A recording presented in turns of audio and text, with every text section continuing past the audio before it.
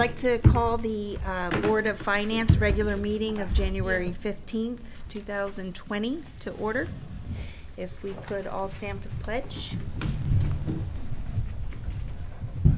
I pledge allegiance to the flag of the United States of America and to the republic for which it stands, one nation, under God, indivisible, with liberty and justice for all.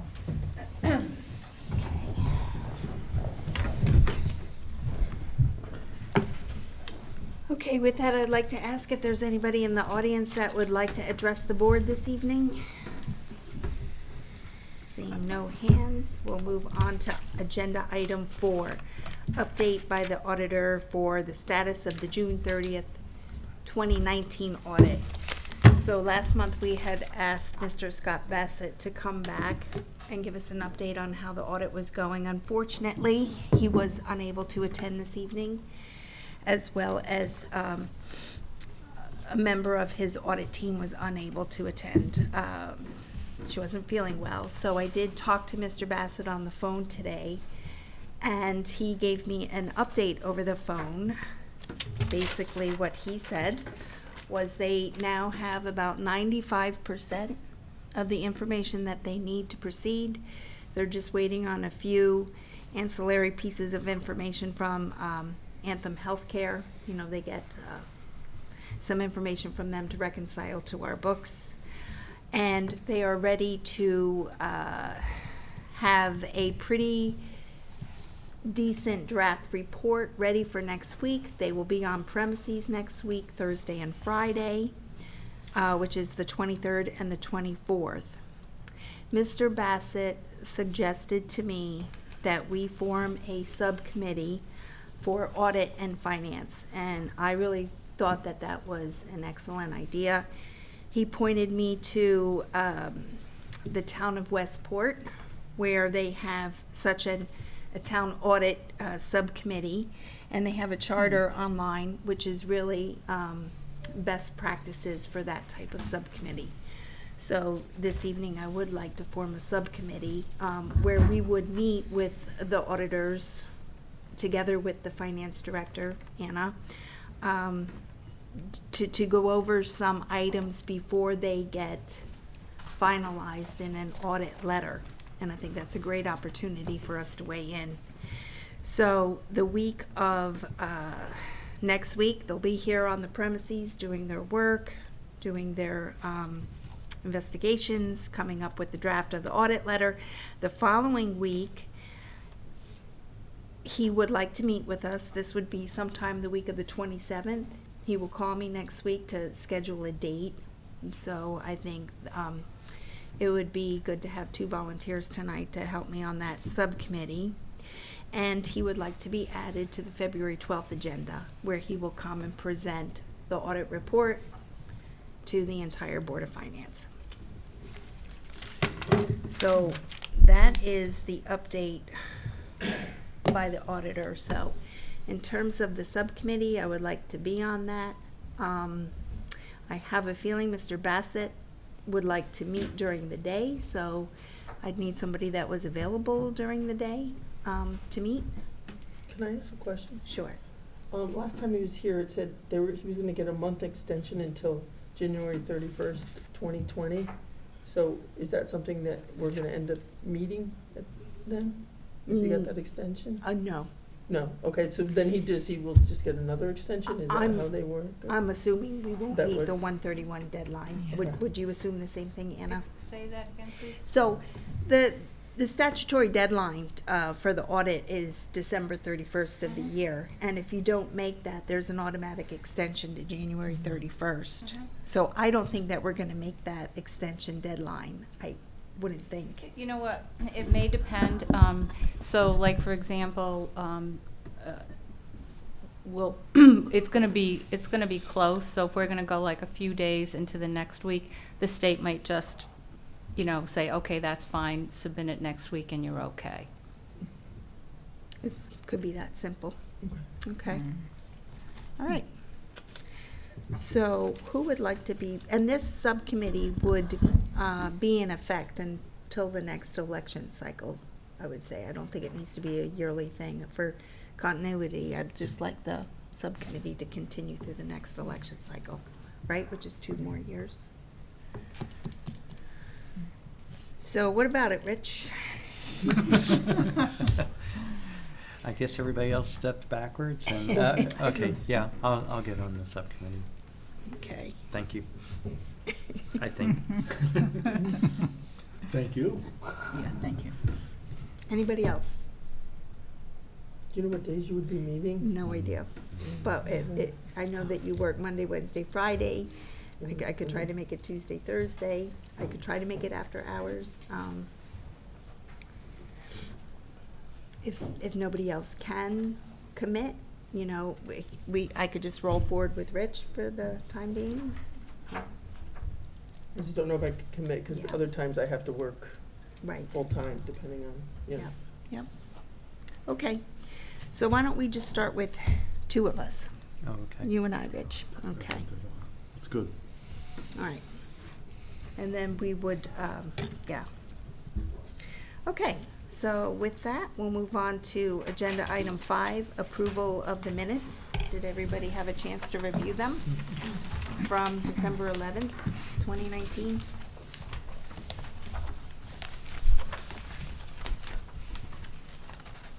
I have just a couple of corrections. Sure. There's a point on page 5 where it mentioned that I asked if they're using water to mitigate the situation.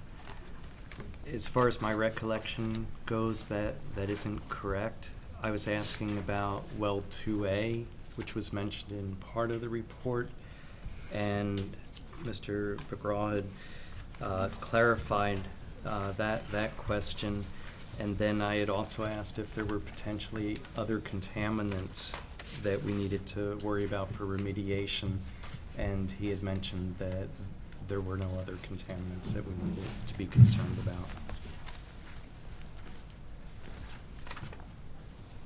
about. So you would like to correct that for the record? Yes, please. Do you have that in writing by any chance? Or Karen, were you able to get all of that? No? Okay.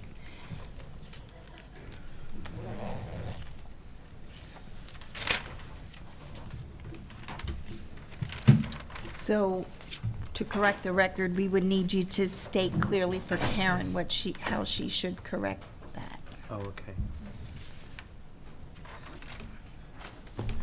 The correction would be that. Oh, okay. Oh, okay. Okay. Sounds good. Okay. Any other notations or corrections or clarifications?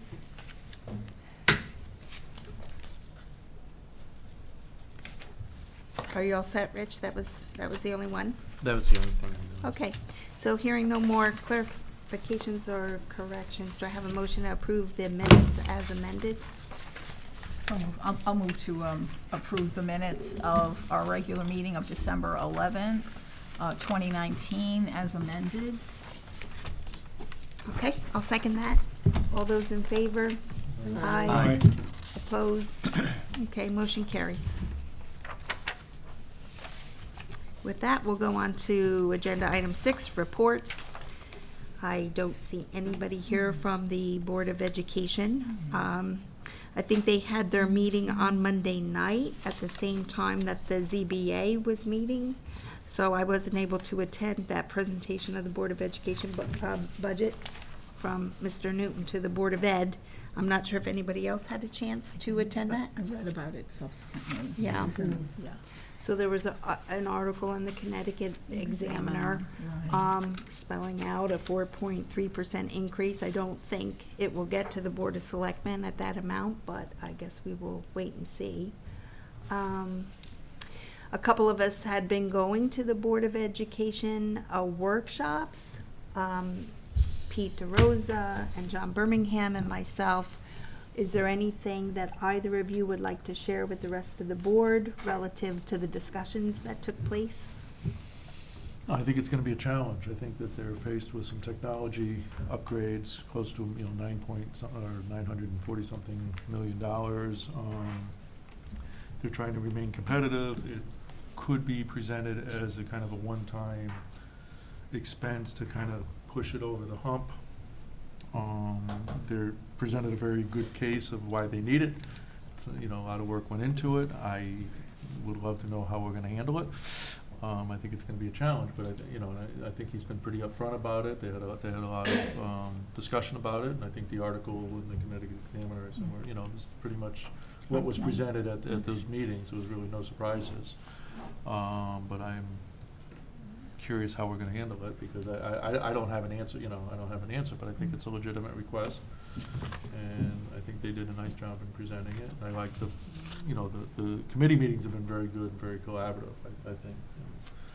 So that's my take on it at this point. I don't have an answer, but I Okay. certainly see the problem. I don't know. Yeah, No. no, I think you said it all. Yeah. Okay. I still have some concerns with the budget in terms of declining enrollment. So what I actually need to do is maybe have some follow-up meetings with them to dive into those numbers a little bit more. You'll see tonight where we have a significant deficit in the tuition from Salem, which can only mean that we've had a number of reduced students from that district. Okay. Yeah, they were talking about adding kindergarten teachers and adding, elementary school staff. So I'd be very curious with those numbers. Right, and I didn't hear anything about subtracting perhaps any teachers from the high school if we're losing a lot of students at that level. So it will be interesting and challenging, as you say, as it always is. Okay. With that, we'll move on to the report by the first selectman. Good evening. Happy New Year. Happy New Year. As every January comes around, we get very busy, the second after midnight, I swear, with new year, implementing plans, but also preparing for the next fiscal year. So budgets start right away. They would have started in the individual departments earlier, followed with the finance director earlier, but then we start working on them, myself, with the department heads. So we've been doing that. It's been nonstop, looking at budgets, looking at the capital, and trying to come up with ways to deliver an efficient budget, but also meet the needs, which are growing, which are more expensive, frankly. More is expected of us. There's more liability on the line when we do something incorrect or we don't fulfill our obligations as a town and our expectations to the taxpayers. So we're looking at every nook and cranny there. A new fire marshal. Our fire marshal is on board. He's started last week. He's on the job. His name is John Way. Distant relative from Steve Way, but who is our building inspector, which is interesting. They both work hand in hand together. The building inspector and fire marshal work often together. They're both Mr. Way. Lots of developments in town. Lots of developments going on. The Rocky Neck Affordable Housing, which is will be next to our police station. Should start in the next week or so. That's 65 units. The Sound Apartments is 120 units going in over there, behind Costco. That development there, 120 additional units. North Brydebrook Road, there's 100 units being proposed on North Brydebrook. Another developer is looking at another plot of land and negotiating that, so I can't release where it would be, but another 75 to 100 units of 55 plus housing, senior housing, if you will, like a Chapman Farms type of development, maybe a little bit larger. And of course, this might be there's a landmark, and that's been hanging over our collective heads for 20 years now. And 2020 should be a big year. They have 2 appeals sitting out there in the appellate court. One eminent, that's the 840 units on top of the hill. They also have an application that's been sitting out there for a little while. The same judge has it. He wants to see what happens with this first one and how it develops. But the whole hillside, another development of 800 or 900 units.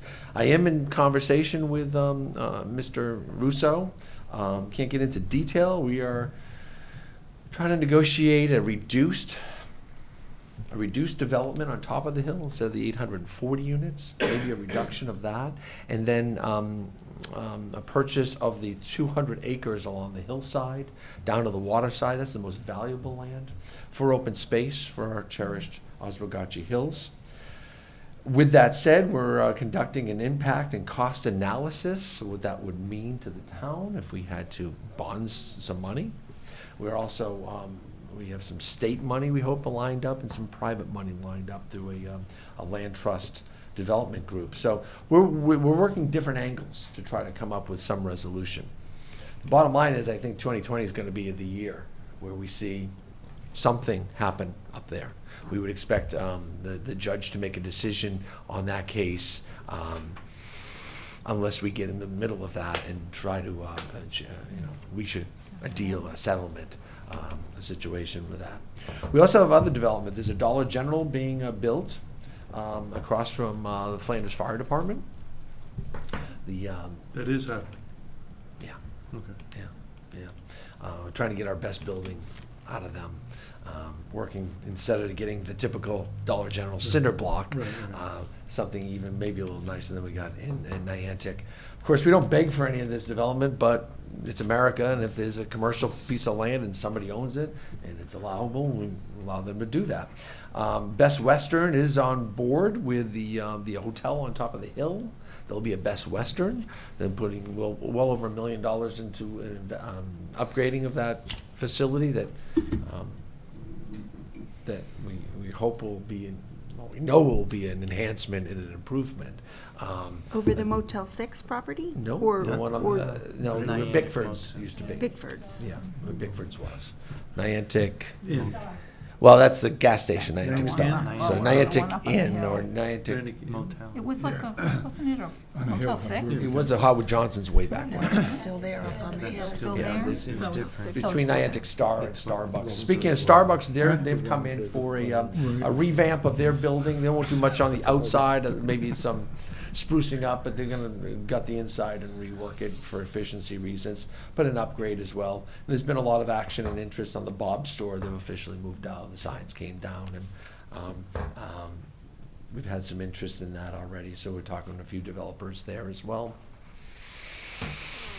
Other than that, it's very busy. Lots of things going on, obviously. So, and of course, the police safety building vision committee has been meeting. They're very close to being at the end of their work and going out to bid. So we're anxious to see that come to that stage. That'll be a major milestone for that development in town.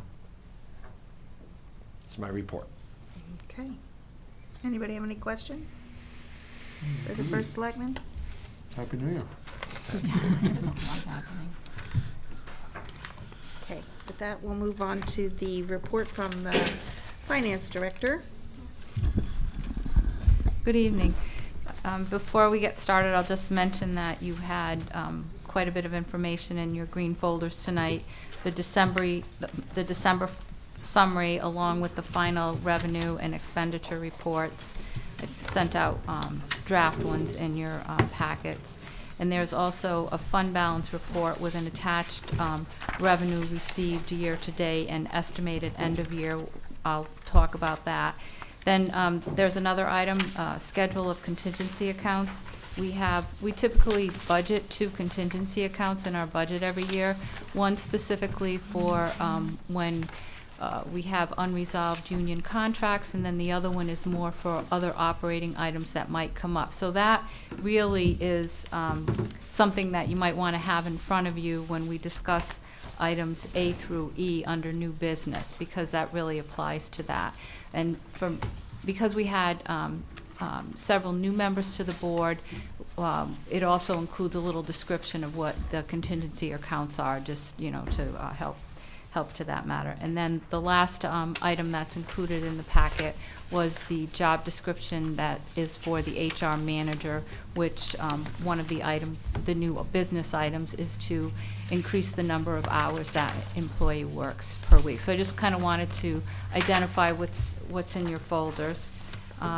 Next, I'll just mention on the expenditure reports, I had to wait for the Board of Education to post their activity for the month of December to, to our side, and that, that's a large expenditure amount, so, I had no choice. And then there were a few other items that are manual entries that weren't posted at the time that were posted. So that's really where the differences are. And then on the revenue side, we were waiting to get all of the December tax batches. Even though the second installment of the real estate and supplemental motor vehicle taxes are due in January, we do have a number of people that start coming in December to pay that second half. So there's a little uptick in the in activity, and then with we have a good amount of holiday time in December, so things slow down a little bit. So that's the reason I had to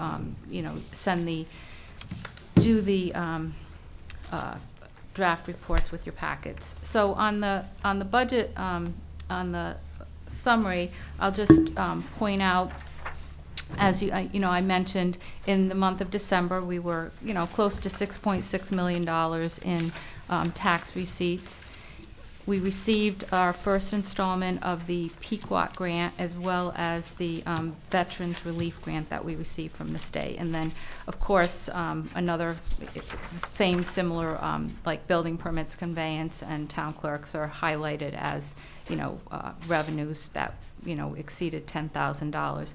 On the expenditure side, we made our quarterly expenditure, our quarterly payment for our workers' comp and liability, auto personal property policies. And then I will also point out that we had close to $22,000 in storm overtime in the month of December.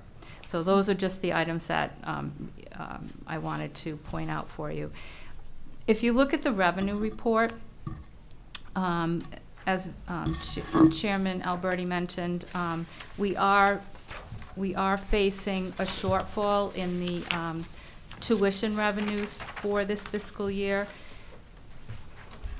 which means that we have less tuition students than we originally projected at the time that we prepared the budget. I do know in one of my discussions with the board's finance director that we actually had families that lived in Salem that moved to East Lyme. So now they're on our dime, literally, really. So we lost the revenue, and they're part of us. So that's one of the revenues that we'll be watching. Although that could change in another month. We could pick up an additional student because the numbers do fluctuate. Although I'm not sure that we would make up the total $350,000 that we're looking at for a shortfall. If you want to go and look at the building permits, that's on the first page. It's the first account that begins 0105. It's probably about 2/3 of the way down. You'll note that it's showing we've exceeded what the original projection was through December already. And we also did for zoning fees, that's 05, 500, 509 by about 30,000.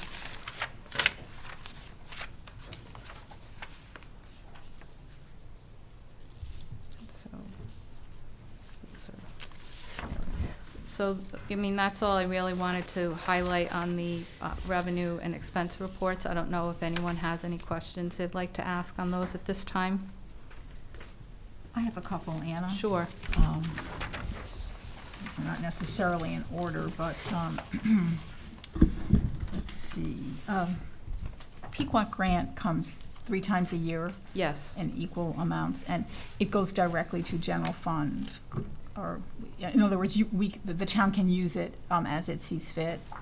It's a projected revenue. Right. Right, yes. Okay, just want to be clear on that. Okay, and then on the police overtime grant of $5,000, is that put into any overtime account for police, or is it just out there on its own?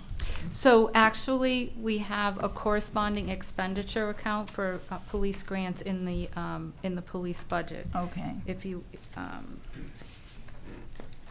Tell me where that is. There's a budget for police overtime. Yeah. Yes, but I'm just, but, okay, so this, but what I'm saying is if this is a grant, excuse me, a grant that comes in, is that going to fund that? I mean, Correct. Yes, Right. okay. So that- when we receive the grants, they're to fund a particular type of, like, police enforcement, whether it be for DUIs, or sometimes they have clicker or tickets. Okay, all right. Okay. I see that parking fines are generating some income, and I just wasn't sure if that, I understand that those parking fine totals are going into a separate account according to the But ordinance. that particular revenue is from, like, state infractions Okay, that come so to us. this is separate from. That's correct. This other account, which I guess we haven't, has Board of Selectmen decided what to do with that? I mean, it's in a separate account by looking at the statute, or the ordinance rather, that has been enacted. I guess the East Lyme Police deposit the payments into an account, and then designated by Board of Selectmen, but I'm not sure where that's ending up, I guess that's my question. Where will that revenue end up? From what revenue source are you referring? Or do you have an account? 601 Well, account? now it's Extra duty? I guess, no, No, it's so not The extra duty. 601? it was, Town tickets. it was The the town town tickets tickets. versus this other account that is Right. listed. Okay, so, is that heading to the general fund, or does there have to be some other use of that, or designation for that?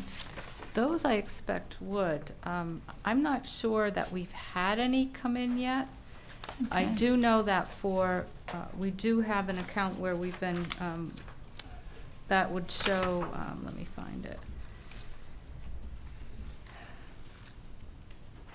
Oh, it's on the second page, which is 08-800-817 miscellaneous police. Oh, I see. And, I know, I would say a majority of those deposits have to do with the different reports that the police get revenues for, and services like that. Okay. I guess my basic question is just, where will it be parked? The monies that are generated by our local ordinance, I know that it will be in an account, but where will it be? I can end look up in into terms that. of I'll look use? into that Yeah. specifically for And it's you. not, it's actually not specifically addressed in the ordinance, not that it has to be, but, so, just a question on that. And then I think one of my last questions is just the carryover budget, from the prior year budget, that $50,180. Okay, so that's. Yeah, what happened to that? So that's Department 114. And it's actually on the bottom of page 7 Okay. on the expenditure report. Okay. And it's the retirement liability account, 0101, 104, 100, 128. And so you'll see that now it shows budgeted 175, that includes the 150. Okay, so that's where it went, Yes. okay. I mean, that includes the 50,000, I'm Okay, sorry. no, that's fine. Yeah. All right, thanks. I just was trying to keep track, but, okay. That's all I had on the revenue account.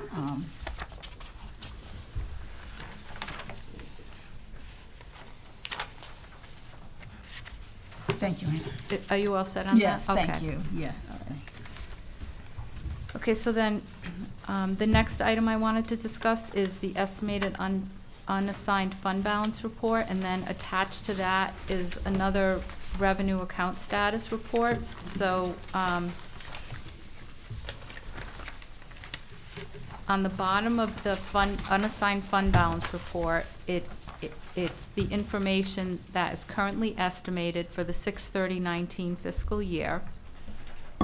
The top portion is what, at this point in time, the estimate is for the end of this fiscal year. So if you look from 6/30/19, we're using an unassigned projected fund balance of $6,145,871. So you'll see when you look at the beginning balance for July 1st, 2019, that's where our starting point is. And then it shows what the estimate for revenues is this fiscal year, what the estimate for expenditures is. And at this point in time, the estimate is that we will not need to use the $175,000 that we applied to this year's budget from fund balance. So it's the increase to the unassigned fund balance would be $1.3 million, which would get us at 10% of this year's original adopted budget. So I want to explain a couple of things. First, we'll start with the projected revenues. If you look at the revenue report that's attached, it lists all of our revenue accounts, and the first column is what our adopted budget revenue was. What we've actually received July 1st through December 31st is in the next column. The next column over is what the estimated revenues are for January 1st through the end of the fiscal year. And then the last column shows whether we're going to have an excess amount over what we originally projected or a deficit amount. So this kind of rolls it out for you. So this report, if you look, the education cost sharing, we've already discussed that we use the governor's projected amount. The legislature actually approved more than the governor's budget, so we're looking at a $492,000 surplus at the end of the year there. And if you notice above, our prior year taxes and current year liens and prior year liens, we're looking at some surpluses there as well. And then building permits, we're looking at about $170,000 surplus. And actually, when you think about it, at the end of December, we've already exceeded what the original projection was. Then there's a few, the conveyance taxes, we could be looking at about $127,000. Our outside police duty jobs, we could be looking at $70,000 more than we originally projected. And then if you go to the next page, you'll see all the tuition other districts. There's that 351, might as well say $352,000 projected shortfall. Our tipping fees are down. I believe, I don't remember if it was a Board of Selectmen or a Board of Finance meeting. Mr. Burgoa noted that a lot of the businesses are now using our trash cans, so that's not being hauled by commercial haulers, so that's part of the reason we're seeing a decline there. Okay, the others, and then all the way at the bottom, if you look where it says other financing fund balance, it shows a negative because, as I on the first page, we're saying that we're not going to need it. So when you look, we're looking at an additional $691,098 in additional revenues, and then. Can I ask a quick question? Sure. That additional $691,000, where does that go? Well, that becomes, so what our unassigned fund balance is it's the cumulative effect of operating results over time. Okay. So if we have excess revenues in the general fund, that would help to build up that unassigned fund balance. If we spend less than our original adopted budget, then that excess amount would also go to help build fund balance up. So for the increase, the projected increase to our fund balance at the end of the year, that $1.3 million is comprised of the revenue of the $691,000 plus about $435,000. Like, I'm thinking maybe we won't spend on the expenditure side. So that's the two pieces. So with regards to like our budget, our adopted budget was $74.1 million. If you look above, I'm saying that we're going to, estimating we're going to spend, let's say, $73.7 million. Because what I did is I went back and looked at, I went back and looked all the way to 6/30/14, and I looked at what the remaining budgets were. And there was a little bit of up and down, but the consistent number was in that 400 range, so I averaged the 3 or 4 years that had the 400, and I'm using the 435 because I thought that was reasonable. So anyway, so that kind of explains the unassigned fund balance and where I'm getting the information to project at the end of this year. So that's.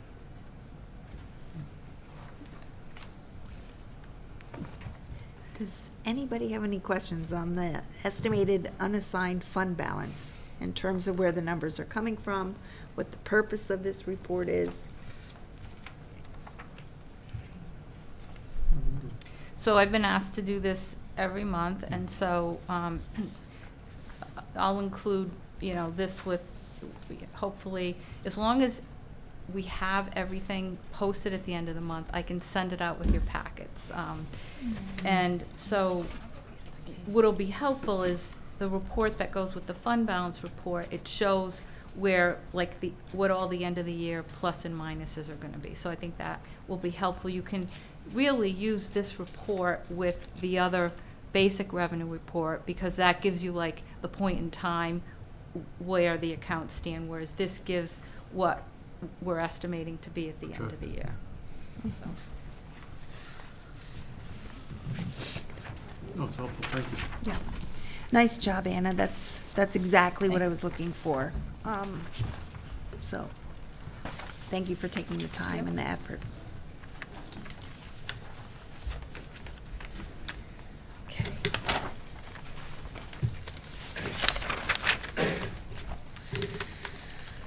Okay. Is there any other questions on revenues or expenses as they were presented this evening?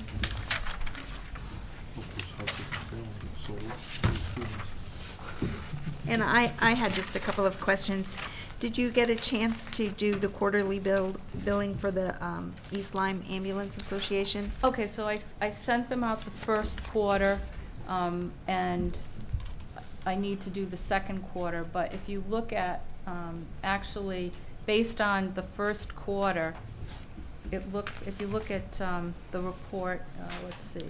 So it looks like we originally projected that we would get about 144.5. So if I take what we billed out the first quarter and say we're going to do the same each quarter, we'll be getting a little bit more. But that'll be dependent on how the overtime for the 2 officers we're billing for fluctuates, because one of the firefighters actually had over $6,000 worth of overtime in the first quarter, and the other one had a couple thousand. Okay. So it's gonna, that would be how it fluctuates.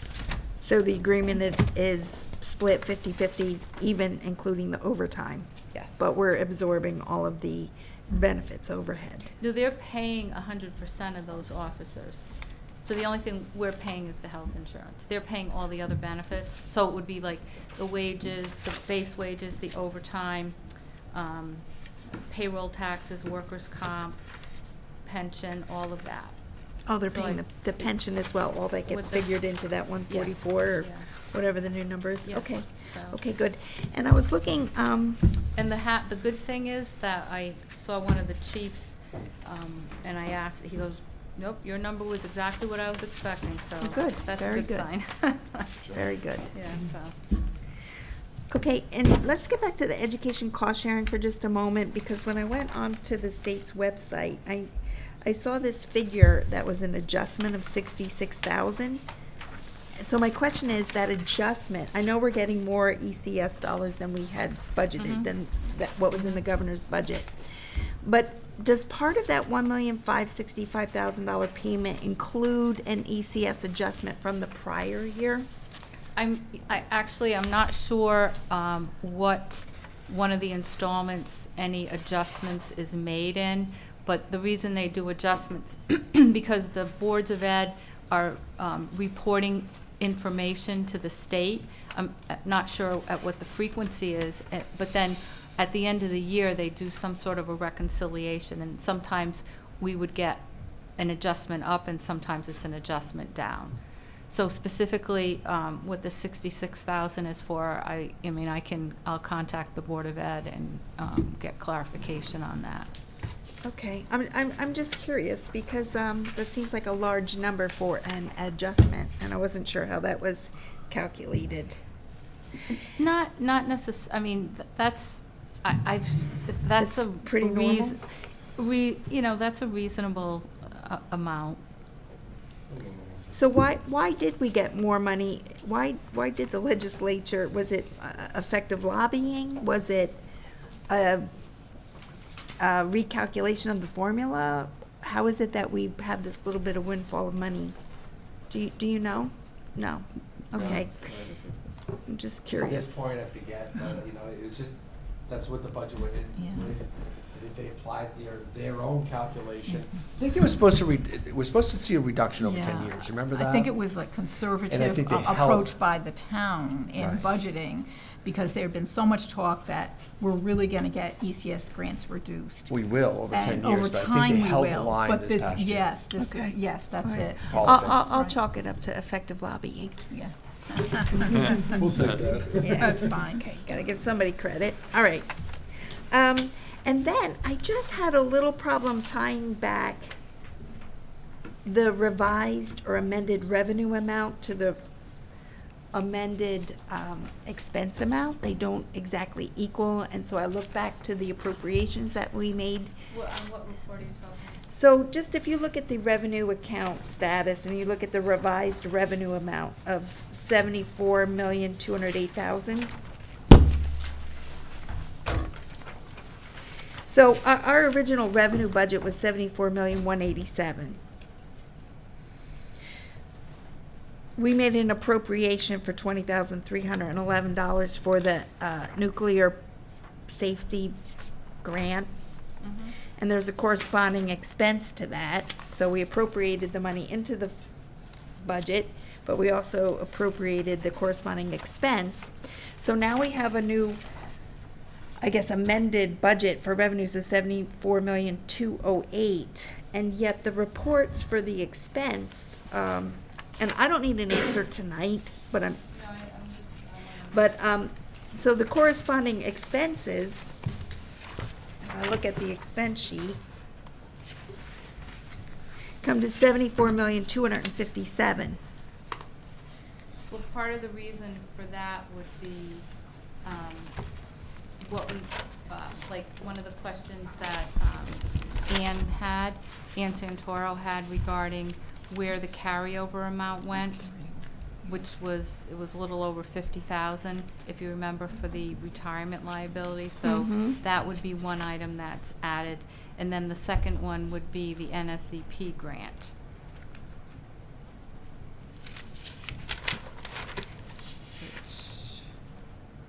Okay, so maybe that's it, because I came up with a difference of $49,880. So that's close enough. That's to the 50,000 yeah. retirement Same, yeah. carryover. Okay. So, yeah. All right, thanks. Okay. So on the revenue side, we increased the revenue and the expense, whereas the carryover, that just increased the, The we just expense showed side. On the expense side, Yeah, right? yeah. I just thought municipal budgets always had to be in balance somehow. They do. That, the reason for that difference is because that was a carryover amount. So that was that gets reflected in the fund balance, the prior year fund balance calculation. Okay. Let me see.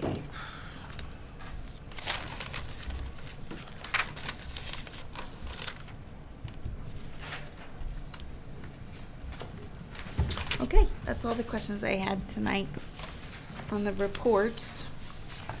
Let me get back to the agenda. Where are we? All right. So if nobody else has any questions for Anna, we can move on to new business? Okay, starting with that. The first item is appropriate and transfer $4,250 from contingency to purchase a police K-9. Hi, Chief. Good evening. Hello. Thank you for having me, and Happy New Year to everybody. Happy New Year. Well, the police canine program in the town of East Lyme started in 2003. Started with 1 police canine, went up to 2 for the past 8 years. And if you recall, this past year, unfortunately, and this is the inability to plan what's going to happen, one of those canines unfortunately passed away this past summer. That was Gmo. And then Knox, who is our drug lab, also had to be retired because of medical reasons in October. So that leaves us with no police canines. Looking to maintain that program, the Police Commission has endorsed us remaining with 2 police canines.